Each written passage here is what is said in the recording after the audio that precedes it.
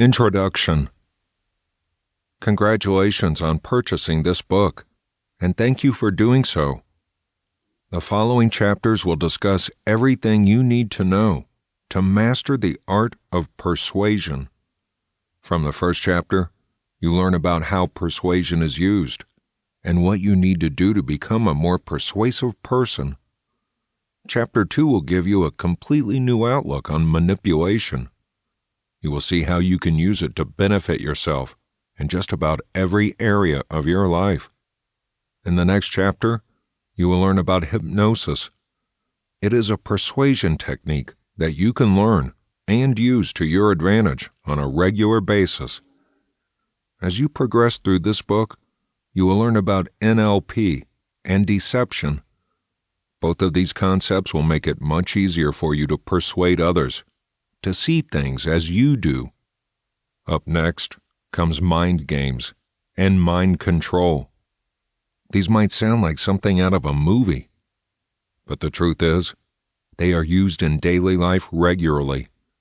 In fact, you have been exposed to them frequently throughout your life, and you likely do not even realize it. Knowing how to harness and control these skills will ensure you get what you want. The book concludes with chapters on seduction and subliminal psychology. Once you can master these persuasion techniques, you will find that there is little you are unable to do in your life. There are plenty of books on this subject on the market. Thanks again for choosing this one. Every effort was made to ensure it is full of as much useful information as possible. Please enjoy. Chapter 1. Tips and Information for Excelling at Persuasion. Persuasion is truly a type of art. You have to nudge hard enough to make progress, but not so hard that you appear aggressive. Once you advance your persuasion skills, you will be able to strike this balance every time, without intense effort. To put it simply, with practice, you will naturally be a more persuasive person. There are several techniques that you can use to persuade others. You simply need to analyze the situation and decide which one is going to work for getting what you want. Knowing these techniques makes it much easier to put them into action. Big after small. With this technique, you need someone to do a big favor for you, but you need to essentially prime them first. Initially, ask for a small favor. Once they agree to this, they essentially feel committed to doing what you need. Then, when you come in and ask for the larger favor, they feel compelled to agree to do it. For example, you have been slacking in class throughout the semester, and you need notes for all of it. However, you first ask a classmate just for the most recent lecture notes. Once they agree, you come in and ask for the semester's notes. Small after big. This is basically the reverse of above. When you need someone to do a small favor for you, and you think they will not do it, go big. For example, you need to borrow $25, but your friend tends to say no when you ask for money. Start by asking for $100. They will, as you predicted, say no. So then ask if you can just get $25 instead. The likelihood of them saying yes is much higher to the lower number, which is the number you actually need anyway. Anchoring. This specific technique can be used in a wealth of situations and is a powerful way to persuade others once you master it. This technique basically has you compare two things against one another to persuade someone to agree with you by making them think they are getting the better end of the deal. This is a persuasion technique often used by salespeople. For example, you go to a car lot and you see a vehicle priced at $12,000. You talk the salesperson down to $9,500, and you think you got a fantastic deal. In reality, the vehicle is valued at $8,000. so the dealership came out ahead. However, since they accepted your negotiating price, you feel the deal was good. The salesperson persuaded you to feel the price you paid was good. Commitment and consistency. It is common for people to attain certain beliefs or actions and then stick with them. For example, once a person chooses a political viewpoint, they tend to stick with it. You can use this to your advantage. Have someone make a small commitment and go through with it. Then influence them to start to do more things for you. That initial commitment develops a behavior in them that makes them prone to help you. This is the consistency. For example, you need someone to get some groceries for you, but you know asking outright likely will not get you a yes. So you ease them into it by getting them to commit to something else first. You could simply ask if they would do you a favor. They are likely to agree to this. Then, after they agree, ask them to pick up what you need. The likelihood of them saying no is low. From here, you would keep asking for bigger things. Social proof. This is a type of persuasion you see every day on social media. Someone posts a meme, for example, that supports a specific political bias. It is not the least bit true, but people believe it anyway. This is due to the groupthink phenomenon, and it is also associated with people naturally wanting to please the group they are a part of. They naturally just go with what the group wants, so they are not ousted. You can use this persuasion method to your advantage too. For example, think back to when you were a teenager. Once one friend in the group started smoking, everyone eventually tried it. There is a peer pressure in groups that naturally persuades people to do things they otherwise would not. Simply be the first in your group to do something, and you will persuade the rest of the group to follow you with little effort. Authority. If you can make yourself appear authoritative, you can make people do things for you they otherwise would not. Just think about the things people do for the boss at work that they hate doing. However, they do them anyway, simply because a person in authority asked them to. This is something you see a lot in advertising. For example, a toothpaste commercial tells you that the American Dental Association approves of it. This alone makes you automatically trust the toothpaste and want to use it. You were persuaded to use this toothpaste based on an authority recommending it. Scarcity. When something is in low supply, people tend to want it more. For example, Urban Decay drops a new eyeshadow palette for Christmas 2018. Those who are a fan of the brand are going to run out and get it, just because it is stated to be limited edition. Even if they do not care for the colors, they feel they need it right now, due to it being limited edition. In your life, you can use this by making your time seem scarce, for example. You want to spend more time with someone, but you want them to be the person to ask you. So by making yourself limited in their life, you create a need for yourself. This persuades them to call you and set up a time to get together. Reciprocation. When someone does a favor, it is naturally to feel like you owe them one back. This is just a natural human instinct. If you make a person feel indebted to you, you always have them available to do something for you. In fact, you can ask just about anything of them, and the natural human instinct will be for them to do it without question.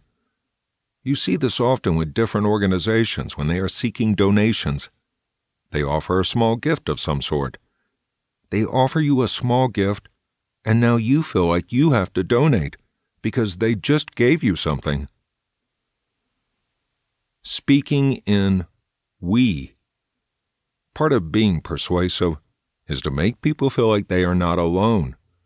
When you are working to persuade someone, never use you when talking, but always use we instead. They feel that by doing what you ask, they are helping themselves too. It also makes them feel like they are a part of something, which is a big motivating factor when someone is going to do something they normally would not.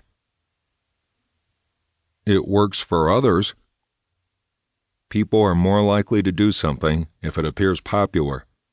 For example, about 10 years ago, people planked and posted photos on social media of them doing it simply because it was a trend. You can use this natural human instinct to your advantage. When you are trying to persuade someone to do something for you, make sure that you tell them that a lot of other people have done it. They almost feel challenged to do it too, since they will believe they are being left out if they choose not to do it. Once you are ready to start persuading others, there are a few other things that you want to do. When you look at the most persuasive people you know, you will notice a few common behaviors among them. These behaviors work, and they get results. These include: they make sure to know their audience before attempting to persuade.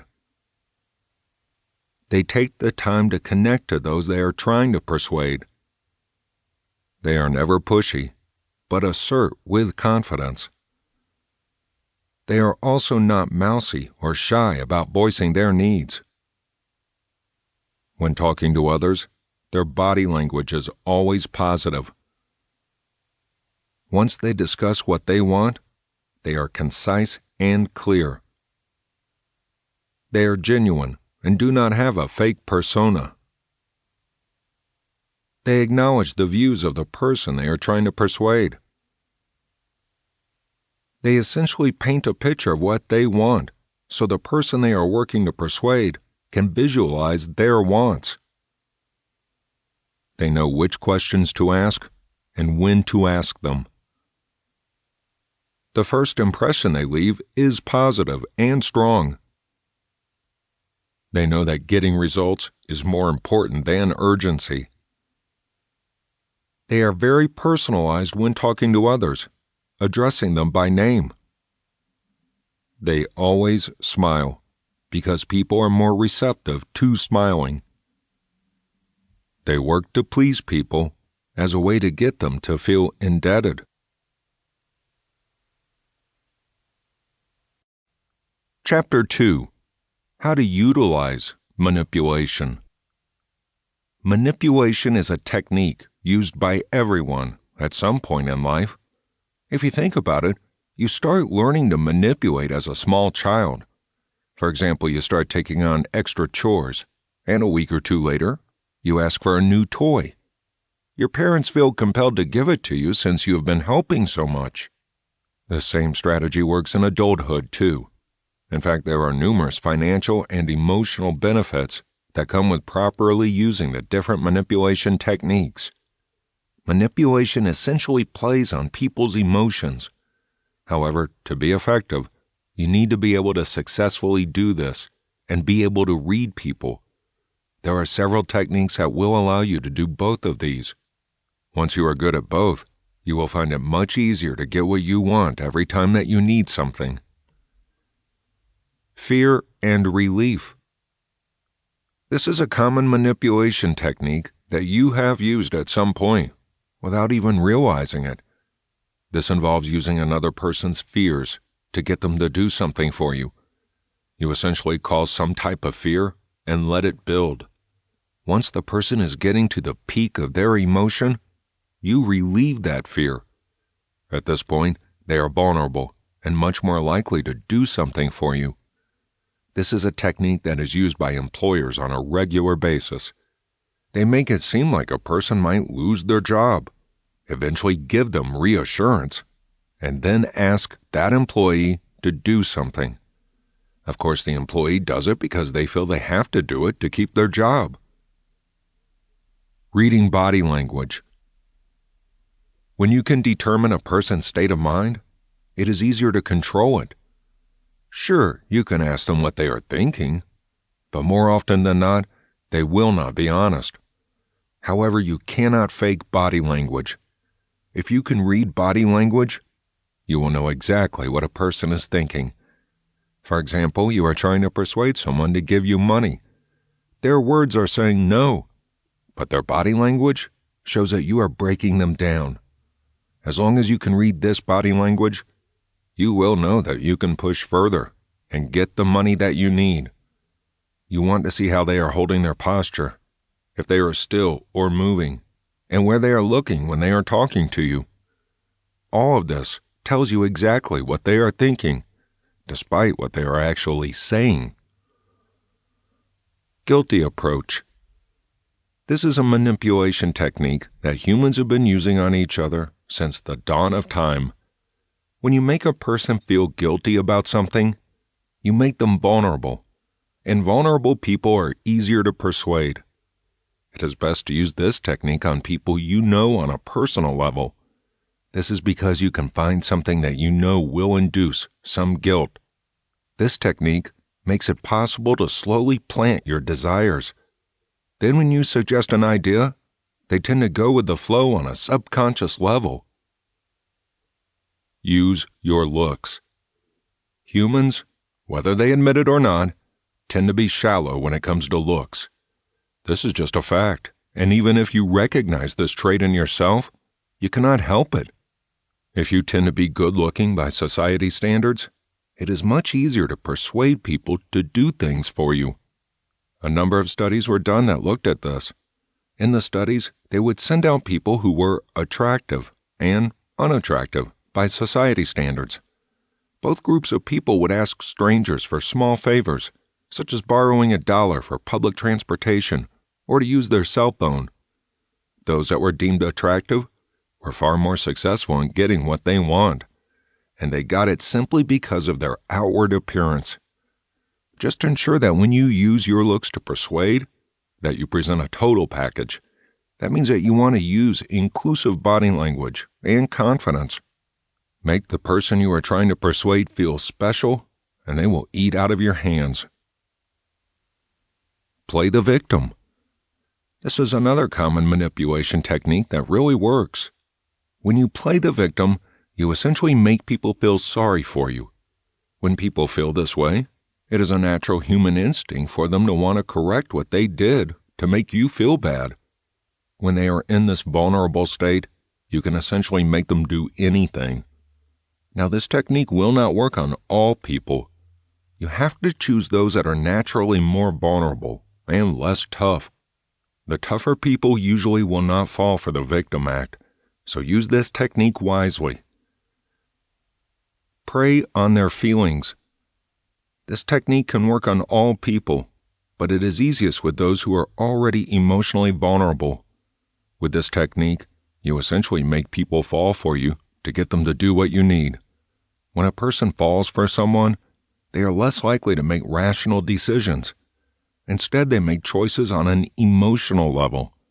When someone is thinking about their emotions, they are much easier to control. Now, this is certainly a more advanced manipulation technique. To use it successfully, you have to first get a hold of your own feelings and emotions. You essentially need to be able to detach yourself, and this will not work well on people you have actual feelings for. Look for those that you need in your life, but those that, if they leave, it will not hurt you on an emotional level. For example, choose a coworker who can do things for you at work, so you do not have to work as hard. Just ensure you have a pre-existing friendship, but not one so deep that you feel emotionally connected. Make them fall for you, and then use this to your advantage. Bribery. This is one of the oldest manipulation techniques in the book because it is almost always effective. When someone feels as though they are being rewarded for helping you, they are almost always going to help. For example, you do not feel like doing the finance report at work. Find someone who can do it. Ease into the conversation, and then offer them lunch if they will do the report. Make sure that you are confident when you are asking, since it is harder to say no to a person who is smiling and confident. Keep your tone neutral, and make sure to follow through with your bribe. Once this works once, it will be much easier to persuade that person in the future without even having to bribe them. Chapter 3. Learn hypnosis and how to use it. You have heard of hypnosis. You have surely seen it used on television where the hypnotist tells the person they are getting sleepy. They usually swing some type of pendulum in front of them, and then the person falls asleep, completely under the control of the hypnotist. While it happens a bit differently in real life, the end result is the same. Once you are able to successfully hypnotize people, you are able to control what they do and think. Once a person is under hypnosis, you can make suggestions. For example, you want a person to buy you something. You hypnotize them and suggest they buy it for you. Once they come out of the hypnosis, chances are they are going to get you what you suggested in the very near future. Now, when you are using hypnosis in this way, you want to do it without the person knowing you are. You will not swing in a pendulum in front of their face to induce the trance state. Stages of hypnosis. There are 4 stages all people go through when you are working to get to their unconscious mind. Stage 1. You have to make sure that you have their undivided attention. Stage 2. You have to get them to a state of compliance. Stage 3. You have to activate their unconscious response. Step 4. They are now under your control, and you simply need to lead them to the outcome you desire. Be powerful. You can create a hypnotic state for people by simply exerting power over others. Look at how people are likely to blindly follow a person who appears to be powerful. When you do this, you can get a following, and the people following you will do what you say because they want to please you and stay in your presence. You can use this technique among your friends, family, and coworkers. Basically, any person that you have a pre-existing relationship with. You want to exert your power over time so that it does not feel too aggressive. Once you notice you have followers, start small with what you are asking. They will do it without even thinking twice about it. Over time, you can ask for larger things, and you will have no trouble getting them. Mirroring. Now, the powerful approach works for people you know, but what about strangers? This is where mirroring comes into play. This allows you to quickly develop a rapport with someone once they see you both have something in common. This can almost put them into a trance, because they will naturally like you and want to please you, since they will perceive the both of you as very similar. To successfully use this technique, pay attention to the stranger's common phrases and body language. Look at their behaviors. Exhibit these things back at them. As you continue your interaction with them, it will not take long for them to notice the similarities. You do not even have to lie about things you have in common. Simply mirroring their language and behaviors is enough to get them under your spell, per se. Use stories. The right stories can put people into a trance-like state. Think back to when you were a kid and your parents would read you stories before bed. This would induce a deep state of relaxation. The same is true when you are an adult. As you are talking to people each day, add in some anecdotes. This shows you on a more personal level and can even give you a sense of power and authority. You want people to be able to visualize what you are saying, so use imagery when you are telling your story. For example, you want a person to move something breakable for you because you just do not want to take the risk. Do not just ask them to move it carefully. State that you do not want the vase to be dropped, since it can shatter. They will visualize the vase shattering, forcing them to not only be careful when moving it, but they will volunteer to do it. They will almost see completing the task successfully as a type of personal challenge. Lengthy speeches. When you want to induce hypnosis on a large group, lengthy speeches are the way to do it. Think about the television evangelists you have seen. They essentially use this form of hypnosis to get people to hand over thousands of dollars every time they hold a service. when they are delivering their speech, they take few pauses. They use varied voice tones to enunciate points and keep people completely engrossed in what they are saying. They know what their message is, and they repeat it frequently. They often do it using different phrasing, however, so no one in the audience ever feels like something is being forced on them. It is not uncommon for them to tell you exactly what to do without directly telling you to do it. When you are in this type of situation, you are so enamored with the speaker that you will do just about anything they ask. They always present their lengthy speech, and then they just pass the collection basket. They do not ask you to donate because they know you will, because you feel dedicated to them. This is a technique that you can use too. You do not need an auditorium for it either. If you need something from a person or a group of people, plan out a speech. Make sure that those you are talking to feel empowered throughout the speech. By the time you get to the end, you have already subconsciously implanted in their minds what you want. You will not need to ask for it. You will just get it. For example, you want people to invest in your new business idea. Give them a speech about the business, about how much starting it would mean to you, and then insert a bit of a sob story about how this is your dream, but financially, you cannot swing it. After listening to your dramatic speech, they will feel compelled to invest. Stacking. This is a hypnotic technique that works because you essentially overwhelm the people you are talking to. With this technique, you essentially bombard people with information. They are learning so many new things that they do not have time to sort through it.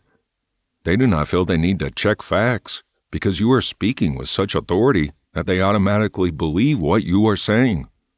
By the time you end your thoughts, you have essentially put them into a trance. They are completely overwhelmed and defenseless at this point. So you can tell them anything now, and they are going to believe it. This is when you step in and use their trance-like state to your advantage. You do not directly ask for something. At this point, you just need to make a mere suggestion, and you will get what you want. Eye cues. You learned in a previous chapter how important body language is when you are looking to persuade someone to do something. The same is true when you are seeking to induce a state of hypnosis. You can look into a person's eyes and be able to tell if someone is essentially under your spell. You can also use your eyes to do it. When you are seeking to hypnotize, look at where their eyes are. If they are directly focused on you, you know that you have their undivided attention, and you can start implanting ideas and suggestions into the subconscious. Cold reading. This is something that psychics use to convince people that they can actually read their mind and predict their future. You will start by making a vague statement. For example, if you know a person to be shy, you will state this. You know it is true, and they will elaborate, giving you further information. You will use this further information to essentially make other predictions. Once a person feels that you have this almost clairvoyant ability, they are more prone to believe anything that you tell them. Chapter 4. Get the facts on Neuro-Linguistic Programming. Neuro-Linguistic Programming, NLP, utilizes a combination of language, neurology, and programming. It is essentially a pragmatic school of thought. You will look at what successful people do and then use it to achieve something. In the case of persuasion, you will look at the behaviors of the most persuasive people and start to adopt them. The key elements of this include action, modeling, and effective communication. The premise of NLP is that if a person can understand how a person did something, they can copy their process and accomplish it too. This technique was initially created to help people to find success in the business world. However, since its start in the 1970s, it has been adapted to work for an array of fields, including helping people to become more persuasive. You know people who are naturally more persuasive than others. You also certainly see people in the media that can easily persuade people to do things. Of course, marketing and advertising also use NLP to promote their services and products. So you see this technique in action daily. People take what works and use it. Simple as that. To make NLP work for you and your persuasive abilities, you have to know what the most persuasive people are doing. Once you learn about the traits and techniques that persuasive people use, all you have to do is adopt and model them to put NLP to work. NLP models. There are two primary NLP models to know about. The meta model is a set of language patterns or specifying questions that work to expand and challenge the limits to a person's map of the world. This can be used to help a person decide what they ultimately want, and it teaches you which questions to ask to learn more about a situation or a person. The Milton model is based on language patterns, and it is a type of hypnotherapy. Milton Erickson's hypnotic communication methods are used for this model. The purpose is to maintain or induce a trance via using language to contact the personality's hidden resources. It helps you to build a rapport with someone, cultivate unconscious communication, and better use words the person you are talking to will understand and connect to. Traits of persuasive people. You do not have to be born naturally persuasive to be successful with it. Once you know what the best traits are for this, it will be easy to start adopting them. Once you successfully model them, you will notice it is much easier to get what you want. The traits include active listening. You have surely heard about this in any communication class or seminar you have taken. When you are attempting to persuade someone to do something, they have to feel as though you have their attention. When they feel special, per se, it is much easier to get them to do something. Another element of this is once you can understand where a person is coming from, it is easier to influence them. Effective questions. When you are talking to someone, are you asking the right questions to learn the information needed to persuade them? Make sure that your questions are open-ended and putting the other person first. This gives you a chance to learn more about their personality and how easy they will be to persuade. You also want to make it seem like what you are asking will benefit them as much as you. Asking the right questions makes it easier to see what they view as a benefit.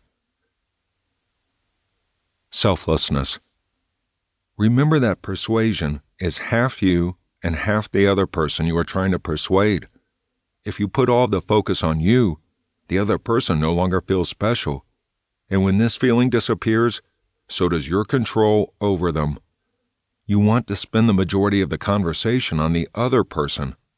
Then you can easily add in some information about how your proposal will benefit them. By the end of the conversation, once you ask for something, they are influenced to do it. Empathy. If someone thinks that you care, they are more likely to help you with things. This is another way to use people's emotions as a way to persuade them to do something. You learned about how powerful this technique is in a previous chapter. To be effective at using empathy, just make sure it comes across as genuine, or else it can backfire on you. Positivity. People are naturally attracted to positive people. When you give off positive energy, it is infectious, and people want more of it. They will naturally do what you want, just to be in your positive presence. You see this used in sales all the time. The salespeople who are positive and upbeat are the most successful. Confidence. It is true that people are going to respond more to a confident person. This is true even if your competence level is low. When you are confident, you can ask for things and get them without ever having to get aggressive. Compromise. As long as you appear willing to compromise, it is easy to get what you want. You want to pick and choose when to do this. For example, stand your ground on the big things, but compromise on something small. The fact that you compromised at all will stick in the person's mind, making them easier to persuade. Authenticity. As long as you appear authentic, people will listen to you and trust every word. When someone trusts you, they are going to want your approval, and getting your approval means allowing you to persuade them to do things. Top NLP techniques of persuasive people. All the techniques that will be discussed here come from an NLP perspective, and that is why they are so effective. These include embedded commands. When you make it impossible to say no while remaining polite, you can convince people to do what you want every time. For example, do not ask a person if they want to go to dinner. Ask them where they want to go.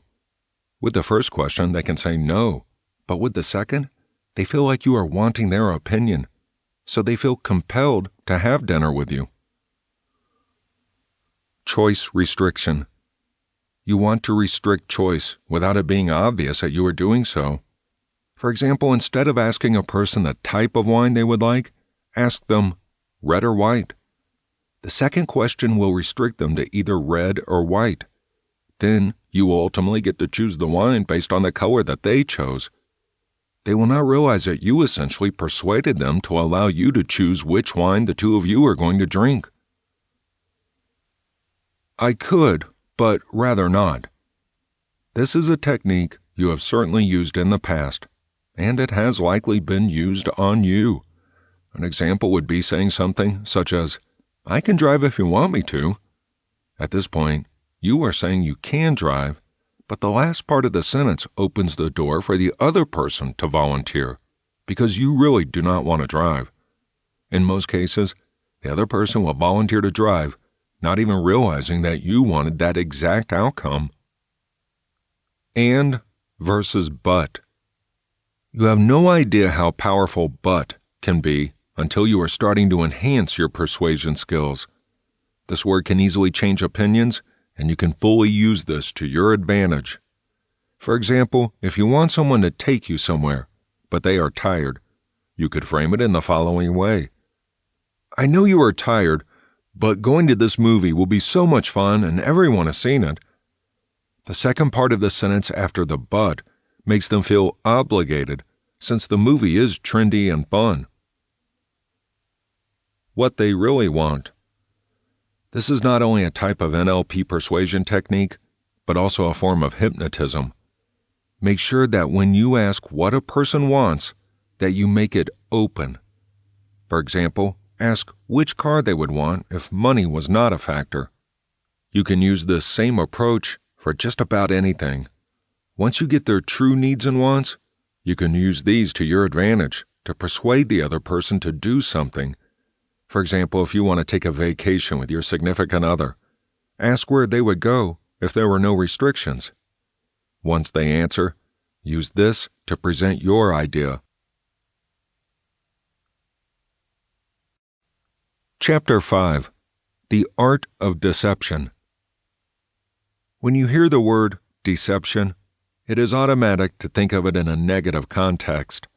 However, it is a technique people use daily for all sorts of reasons. One common form of deception is white lies. For example, your friend asks if their outfit looks good. It does not. But you tell them yes to make them feel good. You just deceived them, but at the same time, you did so for good. There are several deception techniques that you can use to enhance your persuasive abilities. Lying. People lie for various reasons. In fact, all humans lie about something once a day. This could be the white lie, such as the example given above, or more dark and substantial lies.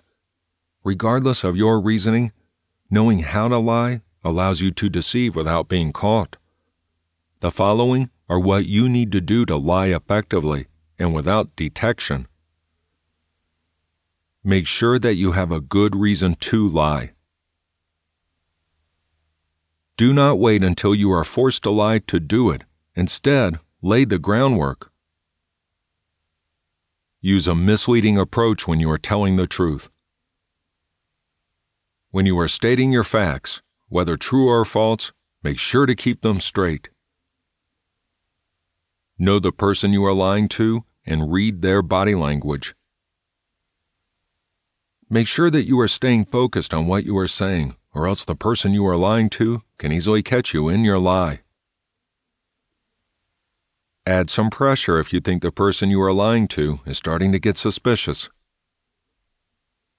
Make sure that your own body language is in check and that you are not stuttering, fidgeting, or breaking eye contact, since these are telltale signs of lying. Make sure to have a counterattack in mind if you are caught. Do not be afraid to bargain to escape any consequences if you are caught. Remember that when you are lying, you are basically just providing false information to get something you want. If you are still working to enhance your persuasion skills, it is a good idea to essentially practice your lie before you tell it. Just make sure that it does not appear rehearsed when you are reciting it. Utilize all of the tips above when you are preparing for it. However, the most important element is that you appear to be authentic and putting the person who you are lying to first.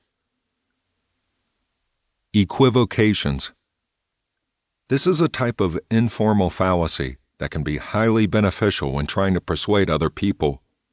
To utilize this technique, you will use ambiguous, indirect, and contradictory statements to make a person believe something that is not true. For example, if someone cooks you dinner and asks you if you liked it, you tell them it was the best ever, even if it tasted horrible. Another example would be saying a feather is light in weight, and light means that it is not dark. So the conclusion based on this technique would be that all feathers are light and can never be dark. Clearly, this is not true. Feathers come in a wide range of hues, but how you frame the statement gives people little room to argue. Once you have built trust with them, they are likely to just believe that feathers cannot be dark. Concealments. This form of deception involves not giving information that is actually relevant or important. It can also involve hiding important information by engaging in specific behaviors. For example, you get home and your spouse asks how your day was. You mention that you went to work and it was fine, but you leave out the part where you met up with an ex and had lunch together. So with this technique, you are not technically lying to someone. Instead, you are only telling part of the truth. Exaggerations. You tell the truth when you exaggerate, but you stretch it so it is no longer completely true. For example, you are applying for a job in software development. You are asked if you have worked with software. You say yes, because you used Microsoft Word in college. This is true. You have used that software, but you are exaggerating how experienced you are with using software. Understatements. This deception technique involves either downplaying or minimizing parts of the truth. For example, you went to a huge party with friends and engaged in drinking. However, when your parents ask how your Friday night was, you just tell them you had a get-together with your closest friends. You are not technically lying, because a party is a type of get-together. You are simply downplaying the extent of what actually happened. Making sure you do not get caught. When it comes to being proficient with deception, the most important element is not getting caught. Knowing the person you are trying to deceive is the most important part of this.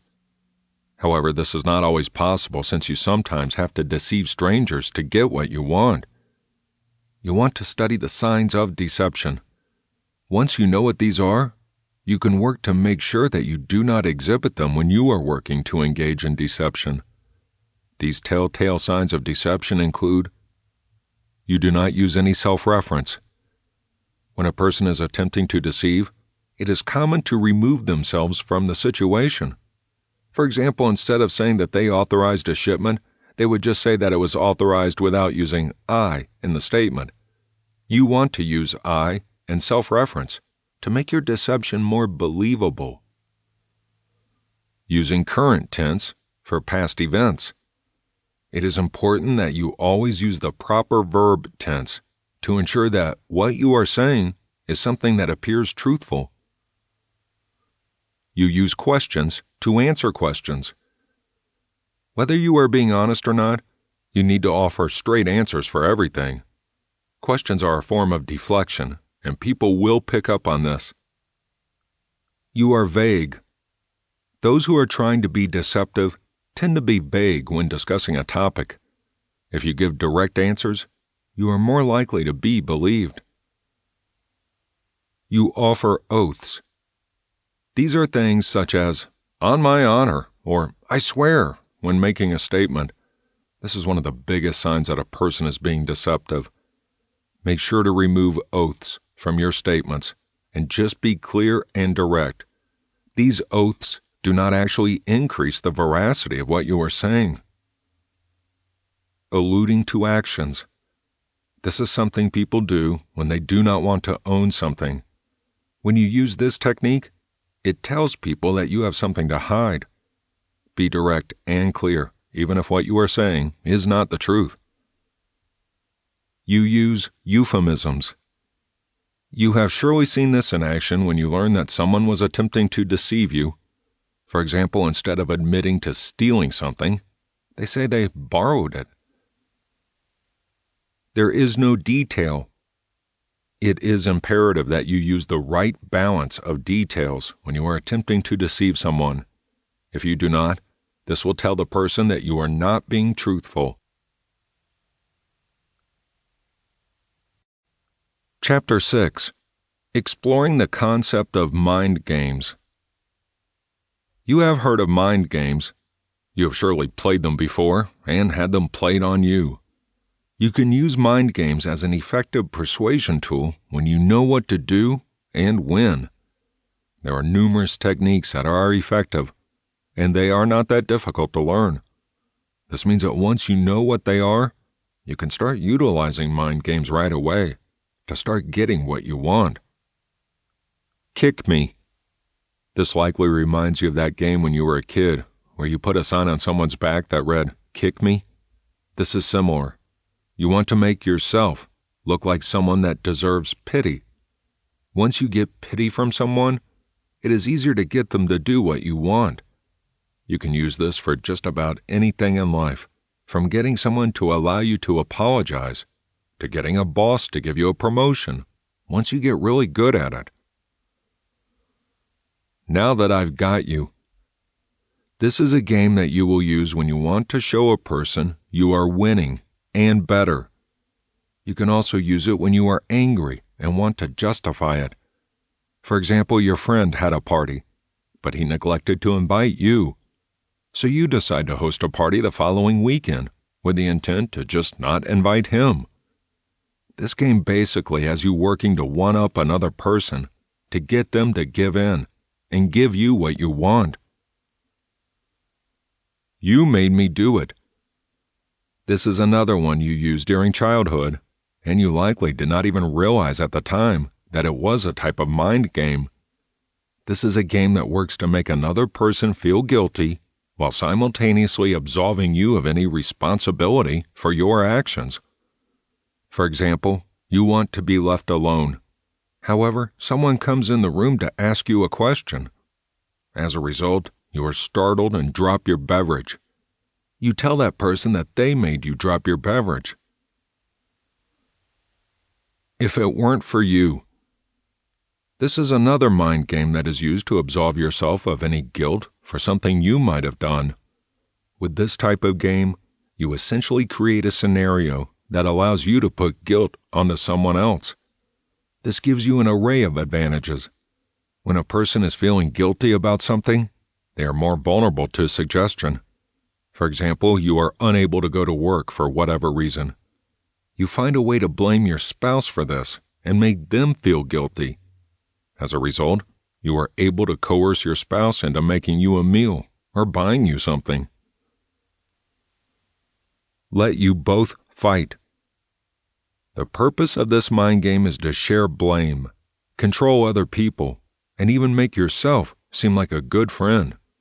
In most cases, this is a mind game that women will play, but it is becoming more common among men.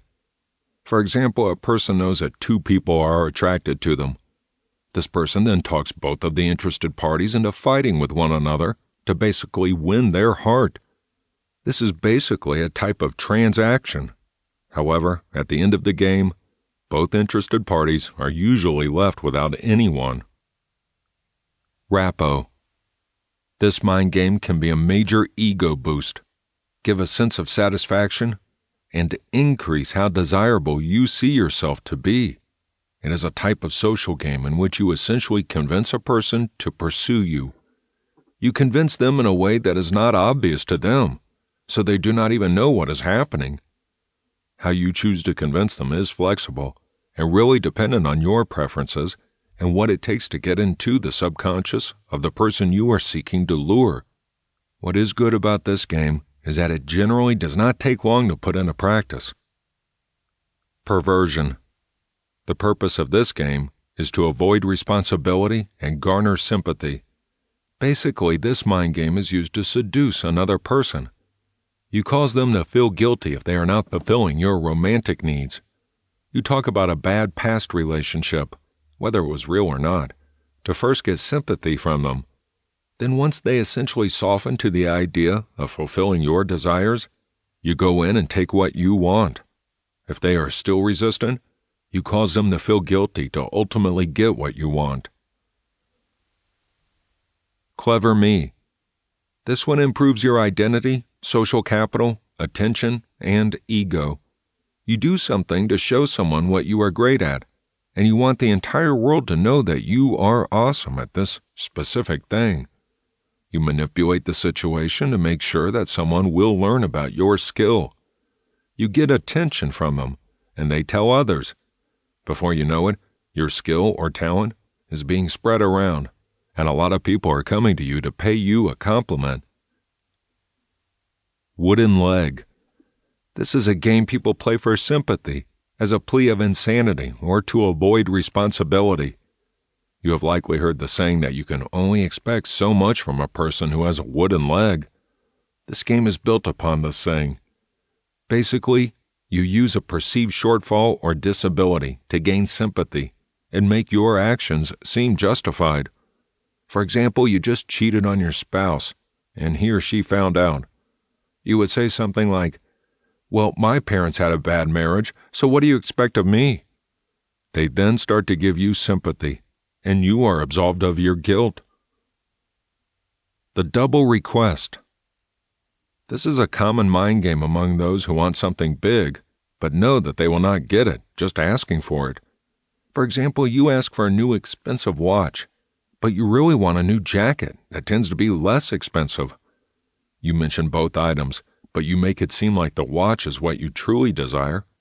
In the end, the friend you are talking to remembers that the jacket was cheaper and also something that you wanted, so they buy it. You end up getting the jacket you wanted from the start. You're a good person. This is a common mind game to play when you want to get something out of someone that they are not normally asked. When you start the conversation by telling them that they are a good person, they are getting recognition and an ego boost from you. This already softens them and makes them more prone to give you exactly what you want. Once you see that their body language is softer or even just neutral, you want to go in and ask for what you want. Chapter 7. Undetectable Mind Control. The truth can be a destroyer of illusions. This is why it can be hard to hear, and you can use this fact to your advantage. You have heard about the law of attraction. If you think it, you attract it. That is the basic premise. Now, whether this works or not remains unseen, but you can modify this tactic to make it work for you and your ability to persuade others. The first step is making sure that you have full control over your mind. This allows you to think efficiently and gain a greater understanding of how the human mind works. It is imperative that you understand this before you can control the mind of another person without being detected. The following tips will help you to gain control over your own mind first. Deal with the troubles in your mind and sort them out. Go into controlling your mind with a plan. When working on this, be calm, because it ensures an open mind. Still your visceral responses. Relax your muscles. Utilize breathing exercises and meditation to get deeper into your own mind.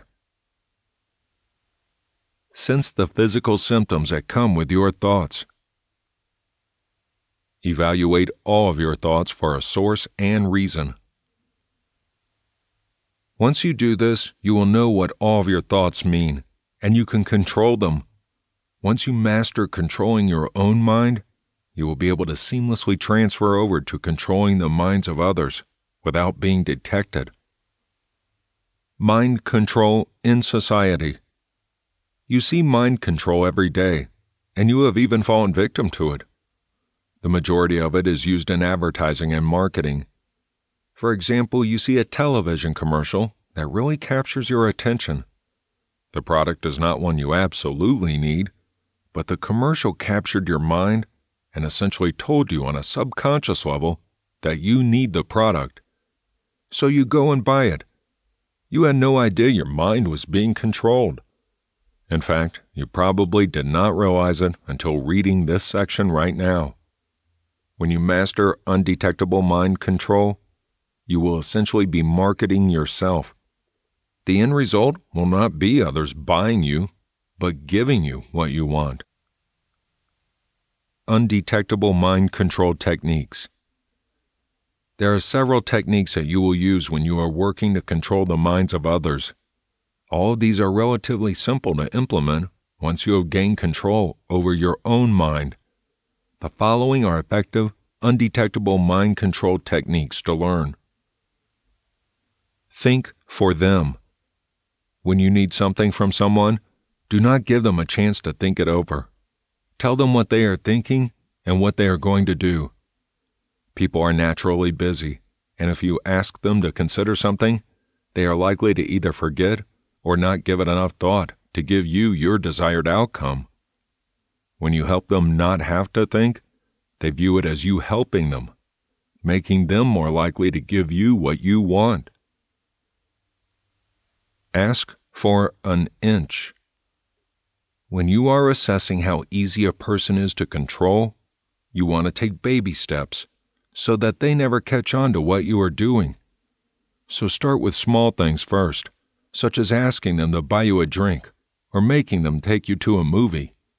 From here, you can persuade them to do larger things, such as paying a bill for you or buying you something on the pricey side. It is all about testing the waters and essentially priming your target. Give some too. If all you do is take, no matter how naive a person is, they are going to eventually catch on to what you are doing.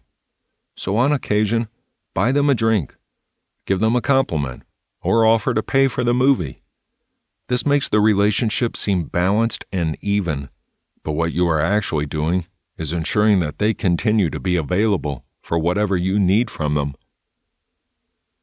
Instill fear.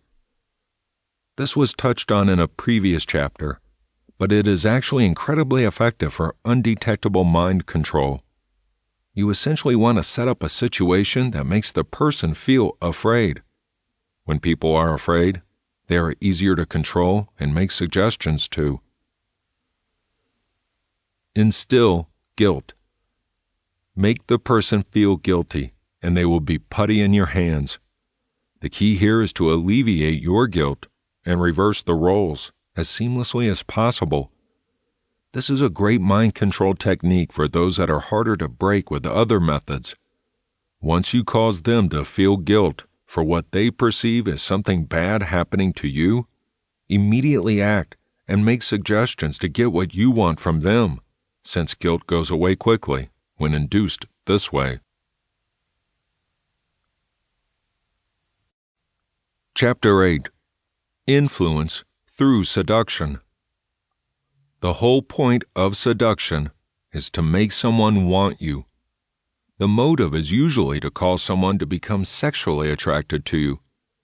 Seduction is one of the most powerful persuasion techniques because you are persuading someone to give their entire selves to you. There are multiple seduction tips and techniques that you can use. No matter who you are or who the person is who you are trying to seduce, these methods will work. What is ideal about them is that they do not require much preparation, so you can really start using them right now. Choose the right person. You can seduce anyone, but you will put in less effort when you choose wisely. Look for a person who tends to be shy and reserved. They tend to be more vulnerable and in need of a person's attention. When you start giving them attention, it is easy to seduce them to take it to the next level. Send mixed signals. This is a seduction technique that is as old as time. People feel challenged when they are getting mixed signals. A challenge automatically makes a person more interested in winning the prize, which in this case is you. Create a need. Make it to where the person you are trying to seduce feels like they need you. You can make this need purely sexual, or make it deeper than that. When you create a need, it creates feeling of discontent and anxiety, both of which are more likely to make a person keep pursuing you. False sense of security. When a person feels secure with you, this automatically creates a bond. This makes it easier to persuade them to give you what you want. This security is false, but by the time they figure this out, you will have what you have wanted. Make yourself desirable. People do not like to lose. They do not like seeing other people with a person they are interested in. Once you hook someone, force them to see you with other people who also are interested in you. This creates an uneasiness that forces them to make their move, because they will fear that they will lose you. Create temptation. No one likes to be tempted to something and then not be able to have it. This is true for everything from food to career to romantic relationships. When you tempt the person, but then stop them once they are on the edge, this essentially drives them crazy. When a person is in this frame of mind, you can pretty much get whatever it is that you want. Utilize suspense. You want to give them some attention, but not your full attention. Just like when you create temptation, this is going to put them into a hyper-competitive state. You're going to be the only person that they think about. Their thoughts of you are going to filter into all elements of their lives. This is what you want, because at this stage, you have full control. Be mysterious. People love mystery. It draws them in, and they want to do everything that they can to solve it. When you create mystery, you will naturally seduce those that become curious. The key is to give some information, but hold back the juiciest details. Now, the mystery can be about anything, really. However, avoid talking about an ex, since this can have the opposite effect on someone you are trying to seduce. Other ways to add mystery include good eye contact, putting the attention back on them when they ask questions, smiling a lot, and always speaking in a neutral tone. Subtly make yourself stand out. You do not want it to be obvious that you are trying to get their attention. Instead, you want it to seem like you stand out just because of who you are. For example, women can wear red lipstick because this is not uncommon, but it still makes you stand out. Men can have the same effect with a bright or patterned tie. The key is to choose one small element that will make you stand out against the crowd that is relatively neutral. Utilize scents. Did you know that the scent of a person can be all that it takes to attract another person? Now, all people have their own preferred scents, so it is a good idea to get to know a bit about the person and their preferences before you use this technique. Scent has a subconscious type of influence. It gives people information about another person without them even realizing it. So it is one of the subtlest and effective ways to up your seduction progress. Be mindful of your assets. Physical attraction is obviously a major element when it comes to seduction. However, you do not want to show off all of the goods because this can have a negative effect. For example, men with strong arms might wear a short-sleeved shirt. This way the person they are trying to seduce can see this asset without it being too obvious that they are trying to show off. Women might wear a form-fitting dress that hits below the knee and covers the chest well. In this case, you are covered, but the person you are trying to seduce can still see your full figure. Confuse them. One time you see them, give them all of your attention, but the next, only give them partial attention. This confusion ups their thinking of you, and it makes you more mysterious and desirable. Just make sure that there is a good balance here, or else you might actually turn the other person off. Be bold. Once you are ready to go in for the kill, you want to be bold. You have already hooked them at this point, and they are yours to do with as you please. So there is no reason to wait for them to make a move. Just grab the moment and make it known what you want. Chapter 9.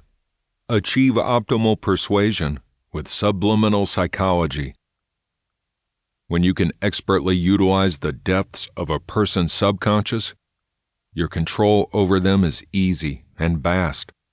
Subliminal psychology is one of the most effective ways to do this. Now, this is an advanced technique, so do not expect to become effective overnight. But know that with time and dedication, you will be able to start putting subliminal messages into the minds of those around you. Once you can do this, you will be able to control what they think and the actions that they take. Essentially, you become almost like a puppet master for those around you. What is a subliminal message? This is a type of message or affirmation that is presented either visually or auditorily that is sent in a way that is below what is considered to be normal for human visual or auditory perception. For example, a record might be playing on repeat, but you cannot really hear it with your conscious mind. However, deep in your subconscious, you are hearing it and fully registering everything that it's saying. In most cases, the messages used are meant to control you in some way or suggest that you do something. For example, subliminal messages are commonly used in today's world to promote smoking cessation or weight loss. In general, you listen to recorded tapes with a specific message when you are sleeping. Your unconscious mind gets the message, but you never really hear it as your conscious self. Either way, research shows that it can be an effective tool to change your smoking or eating behaviors. You can use a similar technique to aid in changing how people think, to make them more vulnerable to the types of persuasion that you prefer to use. Subliminal message techniques. This is an effective way to control both your mind and the minds of others, but it can be a bit obvious when you do not use the techniques properly. As you read into the primary techniques, pay close attention to how you might introduce a person to them. This is important, and ultimately your relationship with the person you are seeking to control will determine which of these techniques works the best. Subliminal messages during sleep. This is one of the most common ways to use these types of messages.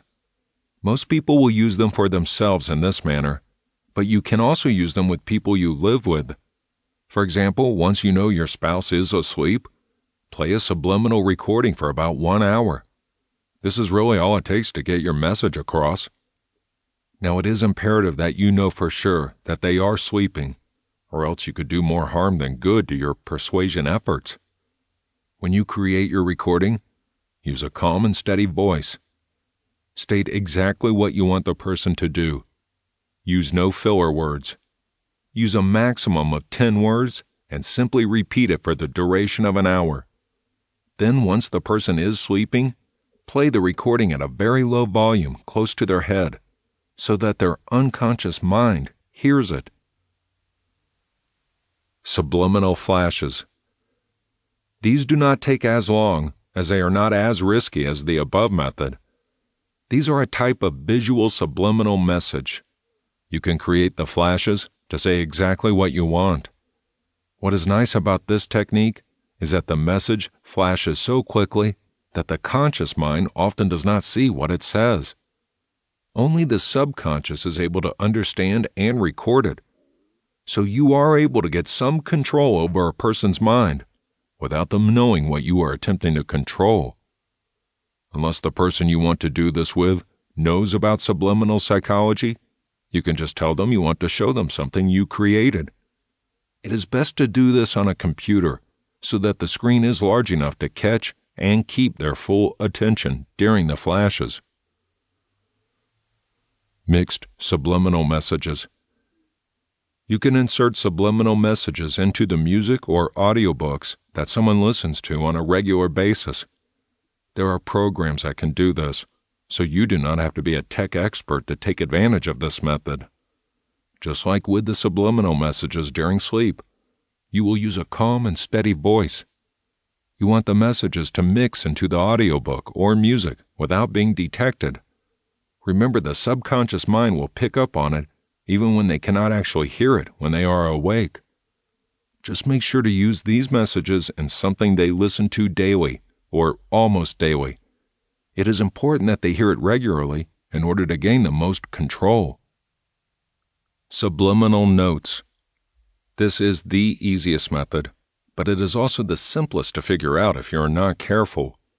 You can put messages and side messages throughout your home.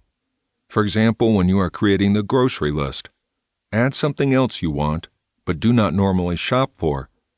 This puts the thought in the person's head when they are reading the list. This is ideal for smaller things that you want to persuade someone to think or do.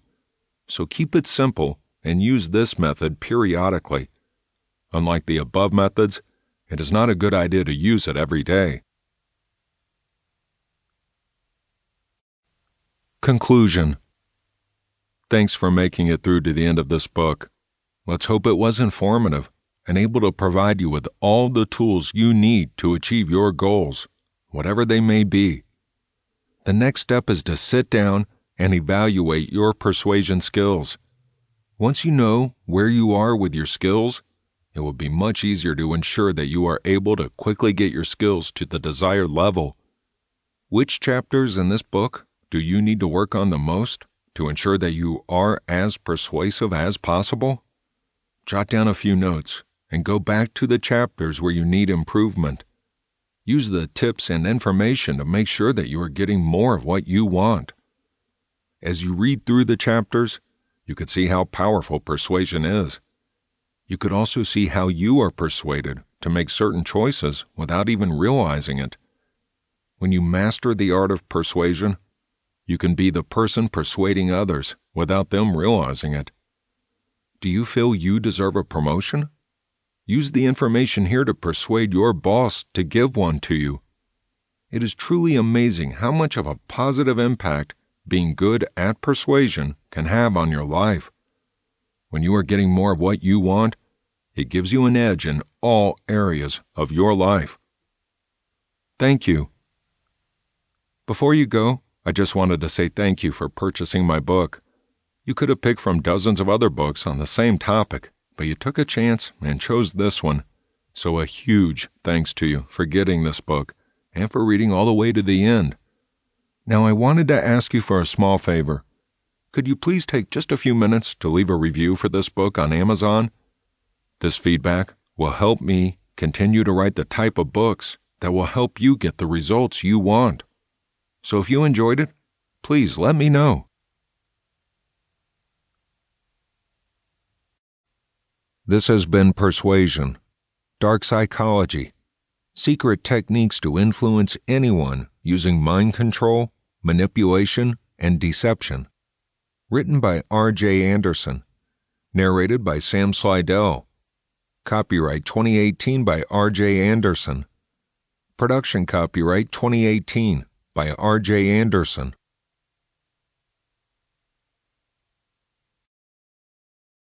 Audible hopes you have enjoyed this program.